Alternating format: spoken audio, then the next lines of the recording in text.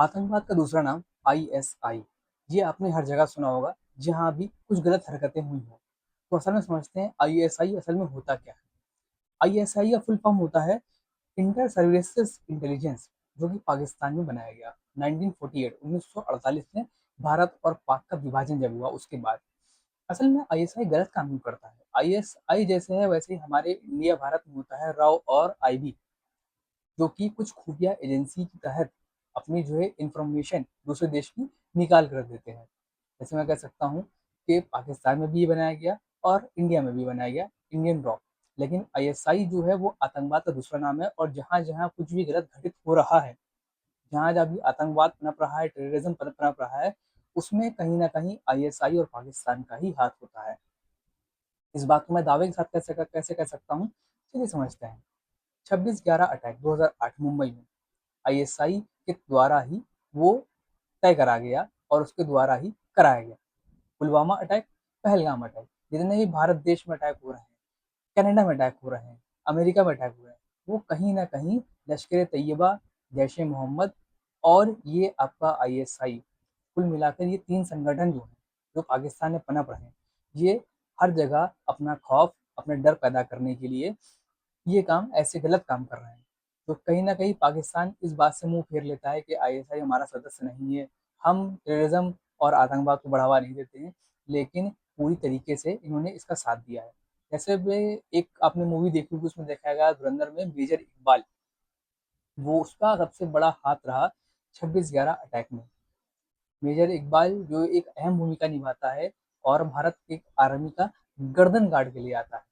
जो पाकिस्तान लहराता है तो उसे 1 लाख रुपए का इनाम उसके आर्मी जनरल देते हैं। मैं कहता हूँ अगर पाकिस्तान आर्मी का आईएसआई से कोई भी हाथ नहीं है, कोई भी मिलाव जुलाव नहीं है, तो ऐसा इनाम क्यों?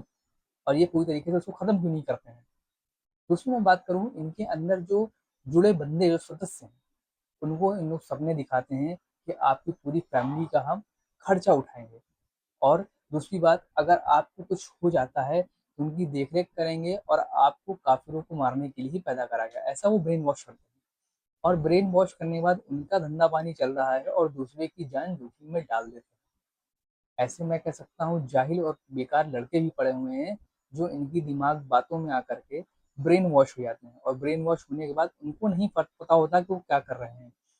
वो ह्यूमन बॉम्ब की तरह काम करते हैं, अपने ऊपर बॉम्ब लगा लेते हैं और कहीं भी जाके फट जाते हैं, इस फिराक में कि अगर मैं मर रहा हूँ तो 50 60 70 लोगों को भी मार के मरूँ। पूरी तरीके से ब्रेन वॉश हो जाते हैं। अगर ये पूरी तरीके से मैं कह सकता हूँ, हाँ, गुमराह करना इसको कह सकते हैं, गुमराह करते हैं। इनका जो है मेन मकसद यही है कि बाकी देशों में अटैक कर करके उनके अंदर डर पैदा करना कि पाकिस्तान से दूर रहे। मैं कह सकता हूँ भारत और पाकिस्तान का आज तक जो विवाद था वो कभी खत्म नहीं हो पाया है। किस बात को लेकर के? कश्मीर को लेकर के। एक मैंने वीडियो बनाई थी पीओके के ऊपर, जो कि पीओके पाकिस्तान ऑक्यूपाइड कश्मीर जो अभी पाकिस्तान के कब्जे में है, जो कि उसका नहीं हुआ करता था, एक राजा की हमारे यहाँ गलती रही जो उनको दे दिया गया पीओके। और मैं तो चाहता ये हूँ कि पीओके को वापस से भारत कब्जा कर ले उसके ऊपर। तो जिस तरह से पाकिस्तान की हरकतें हैं, जिस तरह से आईएसआई को बढ़ावा दे रहा है, पाकिस्तान में पूरी तरीके से निस्तानाबूद कर देना चाहिए। मैं कह सकता हूँ वहाँ के लोगों को मत मारो, लेकिन पाकिस्तान आर्मी को और आईएसआई, जैश ए मोहम्मद जैसे, लश्कर तैयबा जैसे जगहों को, ऐसे ग्रुप को पूरी तरीके से खत्म कर देना चाहिए। तो मेरी तरफ से आज इतना ही था। आपकी क्या राय है कमेंट सेक्शन में जरूर बताइए। कुछ रिसर्च करने के आधार पर, फैक्ट्स के आधार पर मैंने बात करी, क्योंकि आप जैसे जानते हैं विदाउट फैक्ट्स में बात नहीं करता। तो आज के लिए इतना ही। मिलते हैं नई वीडियो के साथ में, तब तक ta-ta bye bye, take care, जय हिंद जय भारत।